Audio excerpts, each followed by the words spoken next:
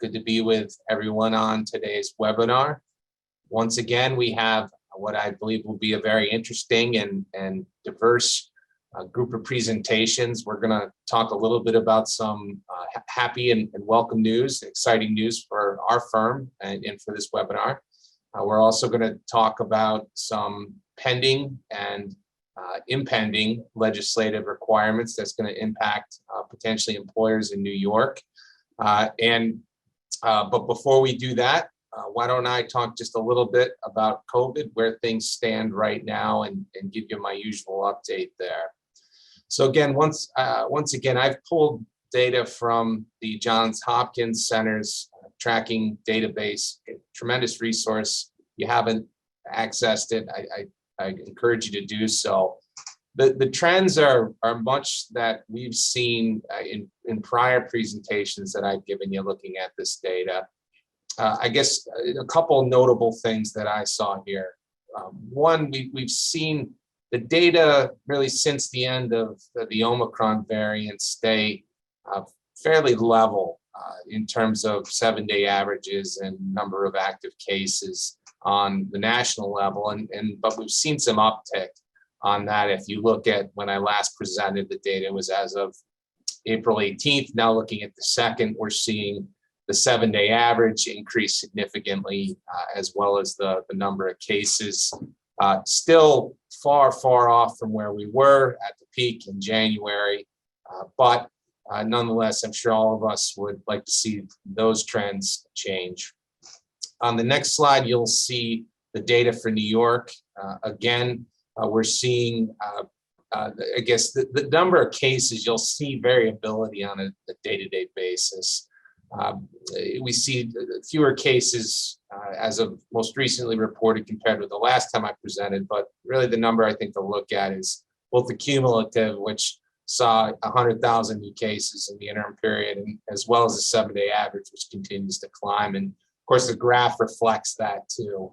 I guess the good news from my standpoint, just practically speaking, I can't quote to you what the latest variant is of COVID that we're dealing with. I think there was a B and an A and maybe a 4, some number in there, but I guess just anecdotally, it hasn't hit that hard that I can say, hey, we're dealing with Omicron or we're dealing with Delta. And so perhaps that's good news, and hopefully these trends change.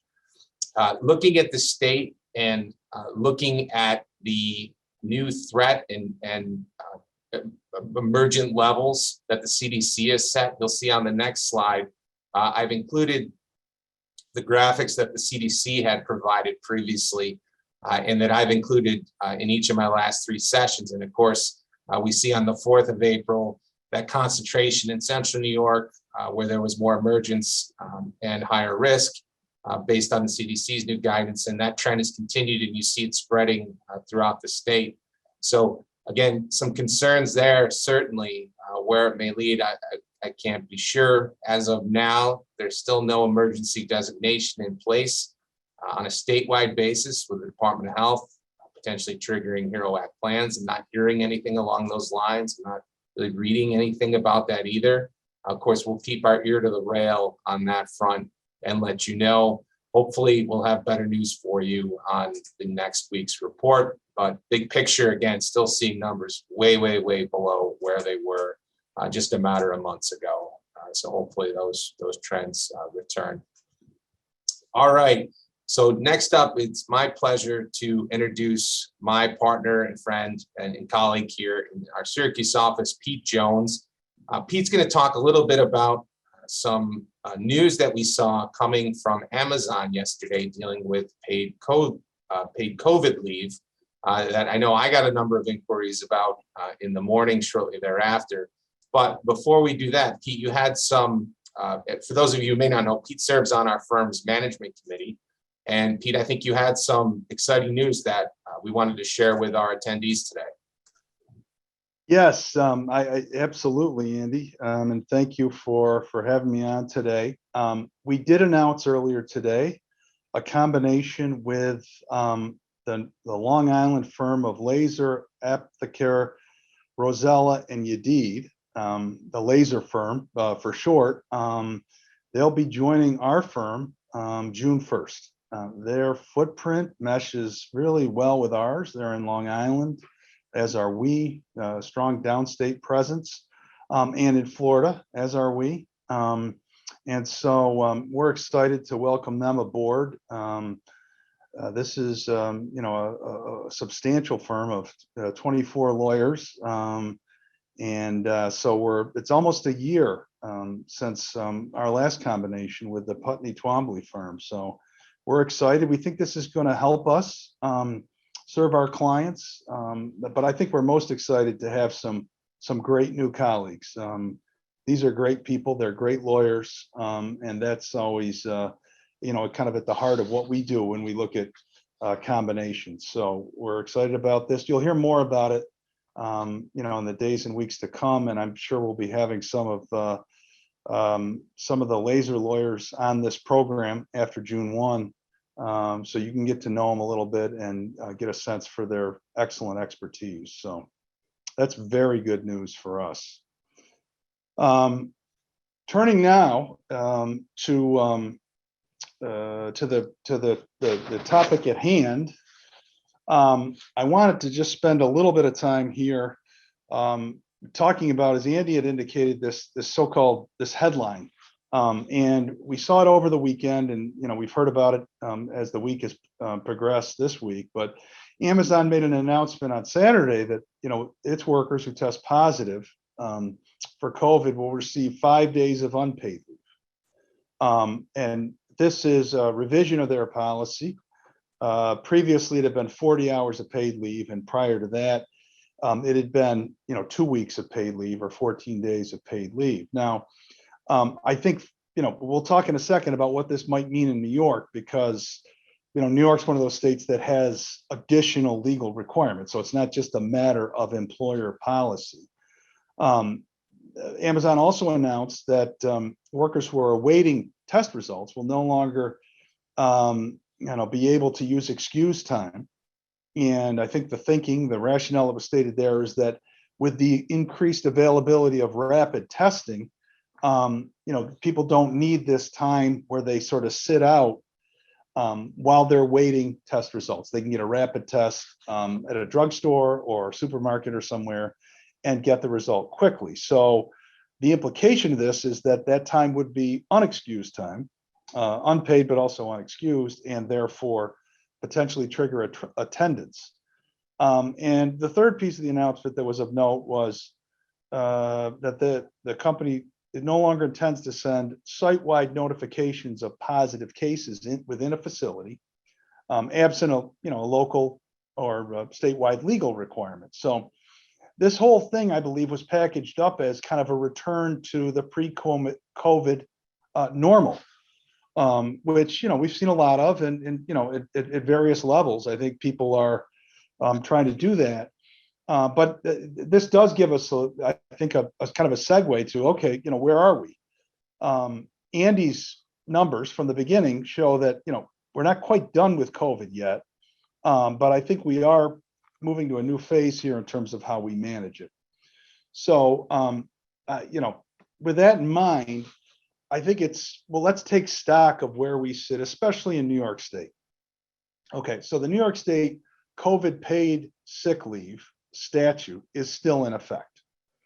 And just a reminder to everybody, I think we already had a question in the Q&A about this, but the paid leave for isolation or quarantine is for a period of time. For the largest employers, it's 14 calendar days, which actually means the number of working days within that 14-day period. And for smaller employers, it's either 5 days of paid leave or unpaid leave for the smallest employers. And so, but the statute does have this, sort of requirement in effect, and it remains in effect. The trigger for this, as you will recall, is an order of quarantine or isolation issued by public health officials. Now, put a footnote by that, because we're going to talk in a second about, how that's sort of morphed over time, but that's what the statute speaks to.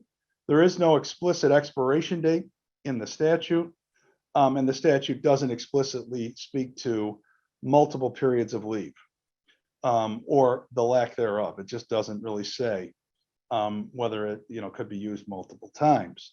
I think, frankly, when the statute was passed, I think the thinking was that this was going to be a relatively short-term issue, and that everybody was, being advised to, stay out for 14 days.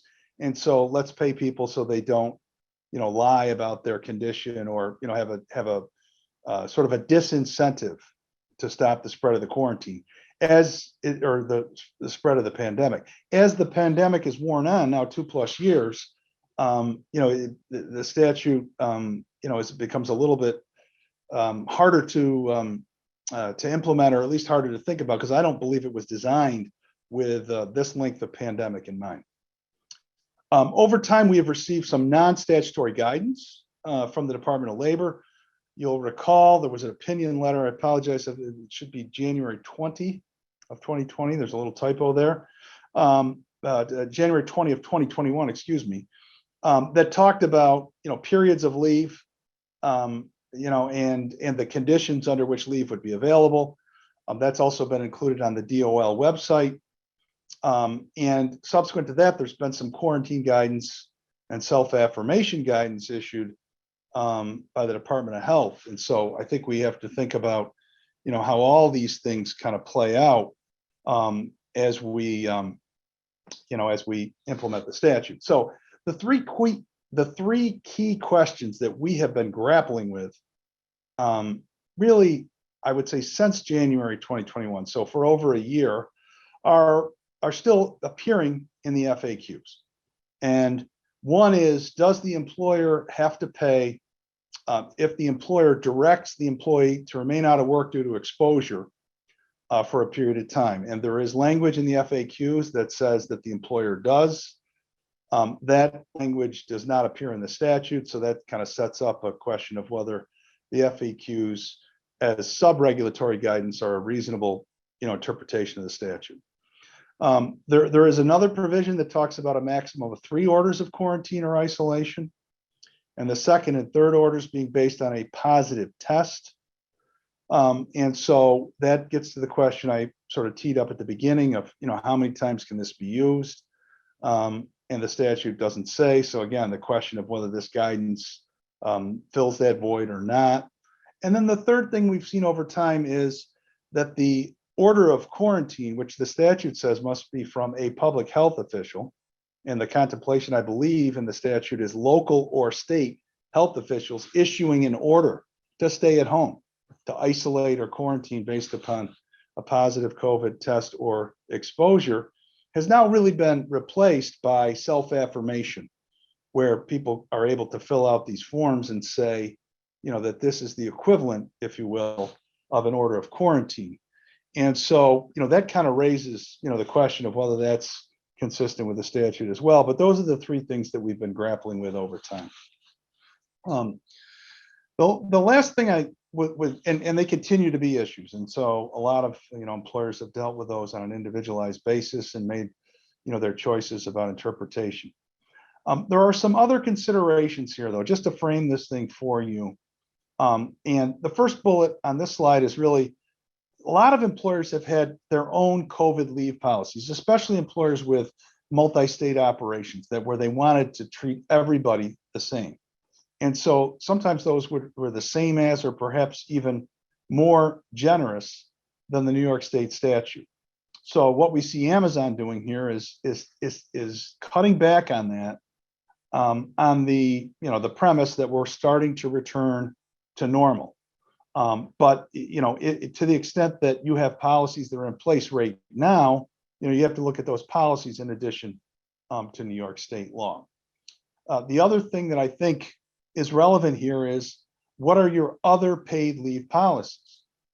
Under what conditions can people use vacation and sick leave and New York State paid sick leave that is independent of the COVID sick leave, personal leave, things of that nature. Third relevant item here to be considering is, how does the leave play under your absenteeism rules? New York State paid COVID sick leave cannot be counted against somebody under the absenteeism policy. to the extent that you've got your own leave policies and you're not in one of those situations that would be covered by New York State COVID sick leave, you may have some more degrees of freedom in terms of how you treat the absences. We've been reminding people throughout that in a collectively, in a unionized setting, you've got collective bargaining obligations. You either have the right to do this under your existing language, or you have some MOUs that you've negotiated. But when you make changes, you'll have to take a look at what your rights are, just to make sure that that you're following any obligations you might have. Changes in this area also entail employee relations issues. So there was some speculation, quite a bit of it on social media, that Amazon, which has also had this public union organizing going on, that this may not be the best time for them to make, policy changes of this nature. Those are obviously judgments that every employer has to make in terms of, if we're going to make changes to our leave policies, what impact is that going to have on morale and productivity and our employee relations? The last thing that I would note here is that some folks, and I think this could be part of what would drive a change, at least to the underlying employer policies, is the availability of vaccines. A lot of these COVID leave policies, and indeed the New York State statute, predate the availability of vaccines. And now that vaccines are available, we're able to ameliorate a lot of the impacts of COVID. Does that impact what you want to do as an employer? So I've said a lot here, but I just wanted to get it out there, food for thought, for everybody. The New York statute remains in effect, and the Amazon announcement, I think, raises our consciousness of, are we making the choices consciously? Is it time to revisit this issue, or are we comfortable with the status quo, at least for the time being? With that, Andy, I'll turn it back to you. Pete, thank you. Appreciate the reset and the overview. It was very helpful. We did get a number of questions, and I think those that were of general applicability you did cover in the course of the presentation. There were some additional questions, I think, sometimes dealing with, hey, what kind of test do we need to accept, or should we accept, and how do we calculate a particular leave, or what's happening in another jurisdiction? And those are questions I think we could best refer folks to contact their favorite bond attorney. Certainly you could reach out to Pete. His contact information will be here at the end of it, or with other legal counsel, given the specificity of those kinds of questions. Pete, thanks again. All righty. Next up, it's my pleasure to welcome DJ Nugent. DJ is a colleague of mine who I have the pleasure of practicing with here in Syracuse. Great attorney and somebody who has been closely tracking a piece of federal legislation potentially impacting qualified benefit plans, qualified retirement plans on the federal level. So DJ asked to come give everyone a quick update on this. So great to have you with us, DJ. Thanks, Andy. So like Andy said, I just want to speak about a new piece of legislation that may impact qualified retirement plans on the federal level. And what the new piece of legislation is called is Securing a Strong Retirement Act, but it's colloquially referred to as the Secure Act 2.0. The Secure Act 2.0 passed the United States House of Representatives on March 29th of this year with very strong bipartisan support. It has not yet passed the Senate, and it's not yet been signed into law. So everything that I'm going to talk about today is, of course, subject to change. But because of its strong bipartisan support in the House and what the commentators have said about the law is, we really do believe it's going to be signed into law, and it's going to contain most of the provisions that we talk about today. So we just wanted to give everyone a heads up of what is likely coming down the pipeline. So what the Secure Act 2.0 does is builds on a piece of legislation that was signed into law by President Trump in 2019 called the Secure Act. The Secure Act had a lot of provisions in it about retirement plan eligibility, contributions, distributions, and the Secure Act 2.0 further builds on that Secure Act bill from 2019. The provisions that are currently under consideration in the Secure Act 2.0 will impact qualified retirement plan eligibility and enrollment provisions, plan contribution provisions, provisions with respect to distributions from the plan, and several other areas to be addressed as well. So I'm just going to give a high-level overview of some of the kind of bigger points that are in the Secure Act 2.0. This isn't an exhaustive overview, and again, this is subject to change on what may be in the final bill that's signed by the president. So with respect to retirement plan eligibility and enrollment provisions, one of the biggest changes that the Secure Act 2.0 includes is an automatic enrollment provision. And what it's going to require is that all defined contribution plans, such as a 401k plan, that are established after the Secure Act 2.0 is signed into law will need to include an automatic enrollment provision. So in other words, any employees who are hired by an employer who are subject to this provision will need to be automatically enrolled in the retirement plan, likely at a 3% elective deferral rate. Now, employees do have the opportunity to opt out of that within a certain time period, but the default is going to be that you're a new employee, you're a participant in the retirement plan. With respect to that automatic enrollment provision, the Secure Act 2.0 also has an escalation requirement. So again, it's likely that new employees will be enrolled in the retirement plan at a 3% elective deferral rate, and that 3% elective deferral rate will increase every year. It can go up to 10% in the Secure Act 2.0 is allowing up to 15% if employers so choose to do so. So that's going to be a pretty big change that new retirement plans will need to be aware of when they're establishing their plans and setting up their administration of the plans. In addition to the automatic enrollment and escalation requirements, the Secure Act 2.0 also has a change to eligibility for long-term part-time workers. Part of the Secure Act that was signed in 2019 was to say that long-term part-time workers, who are defined as those employees who worked 500 or more hours for 3 or more years, need to be eligible to make elective deferrals to the plan. And that was a pretty big change because traditionally plans have been drafted to have 1,000 hours of service requirement to be eligible to participate in the plan. The Secure Act 2.0 reduces that 3-year time period to 2 years. So under the Secure Act 2.0, if you have part-time employees who work 500 or more hours for 2 years, they're going to need to be required to be able to participate in the plan. In conjunction with the change to long-term part-time employees being able to enroll in the plan and the automatic enrollment and escalation requirements, plan sponsors are also going to be able to provide small financial incentives to employees to participate in the plan. So this is sticking with the trend that Congress really wants to encourage employees to participate in their employer-sponsored retirement plans. Employers will be able to provide small financial incentives to employees to do so. I don't have a great idea of the parameters of what those financial incentives will be, but I doubt that they will be very significant. I'm thinking gift cards, pens, mugs, just small things that will encourage people to sign up for the plan and stay in the plan, but will not be overly coercive for people to participate in the retirement plan. So moving out of the Secure Act 2.0's eligibility and enrollment provisions, there's also several provisions with respect to qualified retirement plan contributions. As I'm sure many of you are aware, there's a limit on how much employees can contribute to the plan every year. And once an employee reaches a certain age, that amount increases, and that increase is called a catch-up contribution.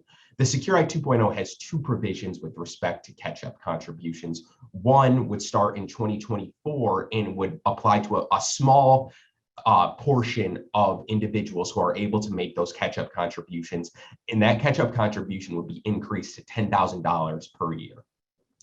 In addition to that, beginning in 2023, all catch-up contributions to an employer-sponsored plan will need to be made to a Roth account. So in other words, it will be immediately taxable. There won't be that initial tax deferment when you contribute to the plan. They'll be made to Roth accounts.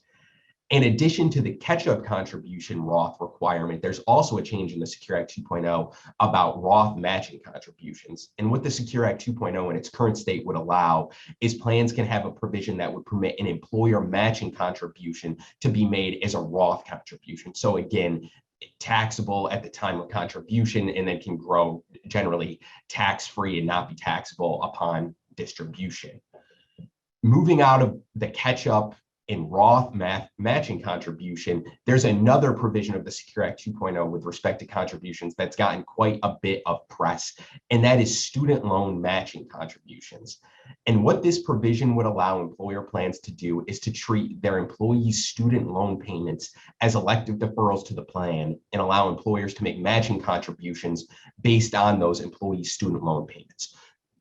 So for example, instead of making a 5% salary contribution to the retirement plan, an employee makes a student loan repayment that's equal to 5% of their pay for the year.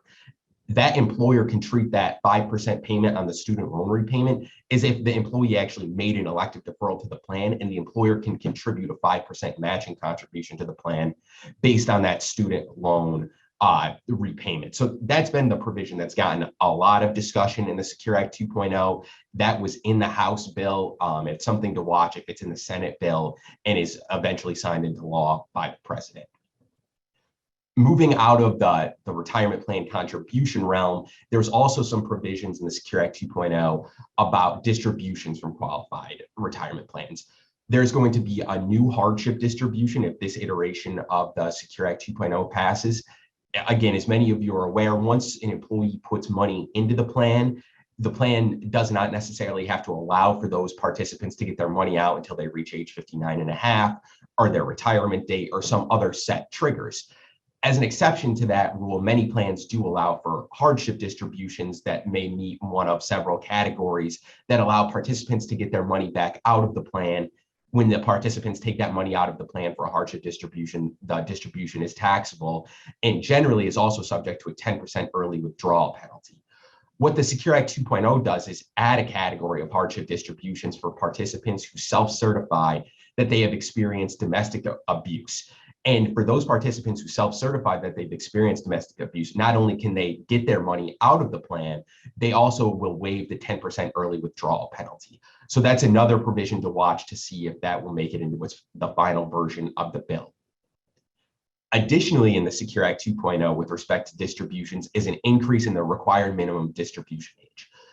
So prior to the Secure Act in 2019, the required minimum distribution age was age 70 and a half. So if you reached age 70 and a half, you would have to start taking money out of the plan based on a set formula that's laid out in the plan. The Secure Act in 2019 increased that age to age 72. The Secure Act 2.0 is going to increase that age from age 72 to age 75. Now, there is a difference between the House bill and the Senate bill currently under consideration on whether that change goes from age 72 to age 75 immediately or if that change is phased in over time. So that's another area to watch and see where the final bill lands on that. But we are pretty confident that the required minimum distribution age will be increased from age 72 to age 75. It's just how that increase in age will be set forth. And then just a few miscellaneous provisions in the Secure Act that we wanted to make you aware of. There's going to be an increased availability for a tax credit for small businesses to offer qualified retirement plans. There are some changes to the IRS correction program if the plan administrator has an error in operating the plans, which that's always very helpful. The more chances we have to correct failures, the better. It expands the Secure Act provisions regarding offering lifetime annuities as investment options. That was one of the ideals behind the Secure Act, was to allow participants to have more access to annuities as investment options, and the Secure Act 2.0 has been designed to build on those provisions. And it also is going to expand pooled employer plans, which allows multiple employers to participate in the same plan to a wider set of entities. So again, this has not been signed into law yet. The Senate is considering its own version of the bill. These provisions may be changed, but we feel pretty confident that some iteration of these provisions will be included in the final bill. And again, there's broad bipartisan support for this bill. So we're pretty confident in saying that it eventually will be signed into law. And we just wanted to give everyone a heads up of the provisions that are in this bill so they have time to start considering how they're going to amend their plan, speaking with their record keepers, and thinking about how they're going to handle this. And that's all I have, Andy. So thanks for the time. You bet. DJ, thank you. That was very helpful, and a lot going on with it. Appreciate you coming back when and if we see that legislation enacted. Sounds like chances are good. We just got to wait and see what form it takes ultimately. I had a couple questions on there about the scope of the legislation and whether this is targeted specifically to 401k qualified plans, or would this also include 403b plans? Do you happen to know that off the top of your head?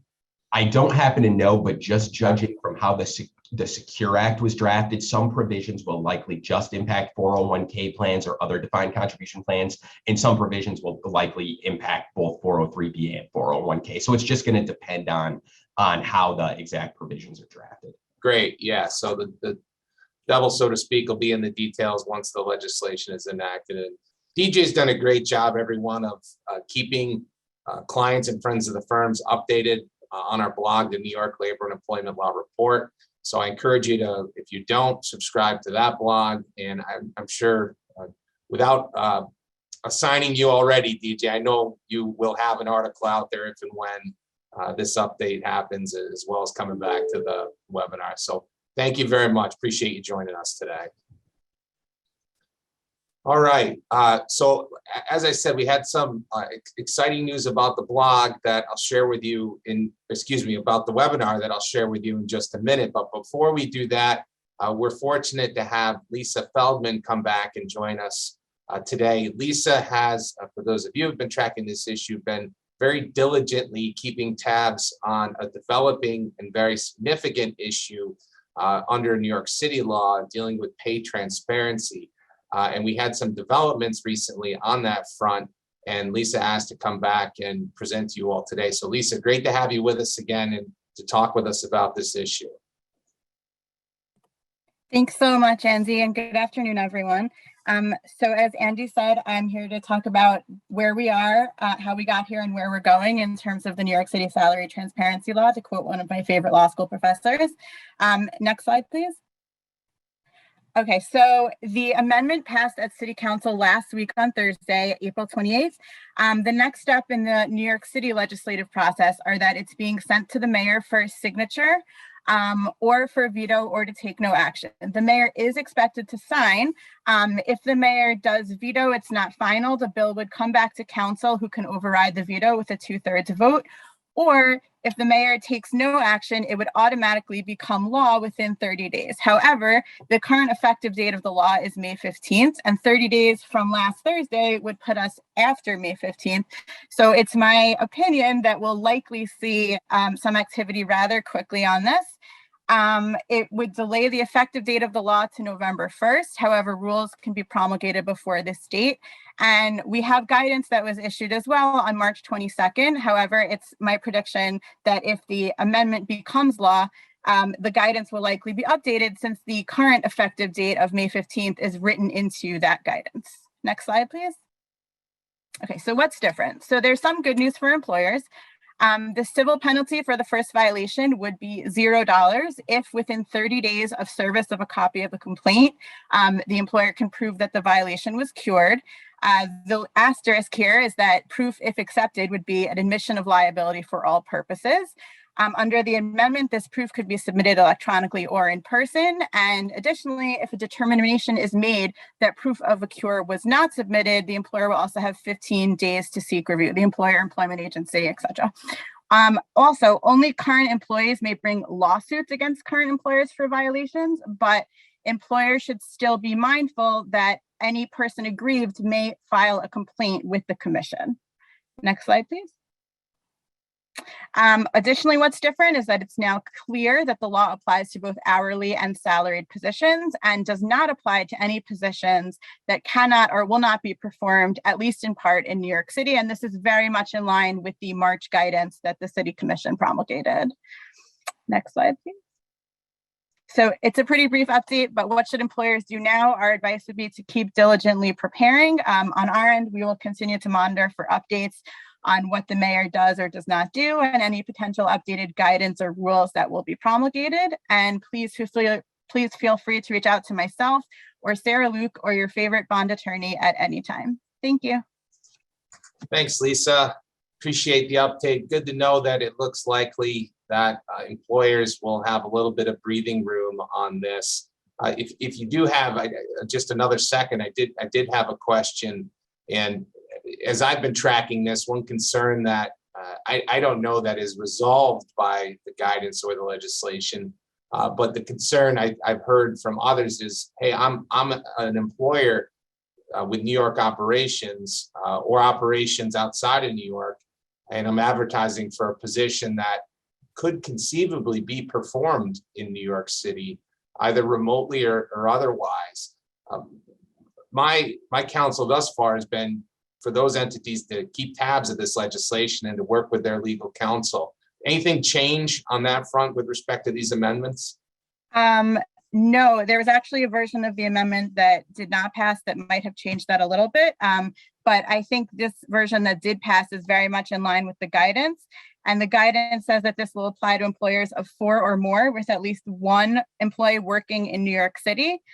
So council should definitely be consulted, but it is theoretically possible, going with what you're saying, that you can be a covered employer without all of your postings being covered by the law. Great. All right, Lisa, thanks. I know you're keeping tabs on this. We'll have you back again if the mayor signs as expected, and you know, given inquiries, probably be good to just do a once through on it again. But we appreciate your time.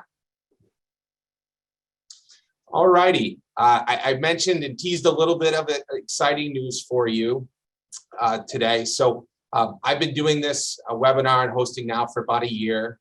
That was the plan to begin with, and it's come time that we have an outstanding opportunity to transition my hosting duties to one of my colleagues, someone who I've had the great pleasure to get to know here at Bond, Gabe Oberfield. Gabe works downstate, has been a presenter on our webinar. His face will be familiar to you as well as voice. And Gabe has graciously offered to take over hosting duties for me. So we wanted to use this as an opportunity to first for me to say thanks for your attendance. Of course, we value this. It's been a great exercise for me. Made many new friendships and connections through this.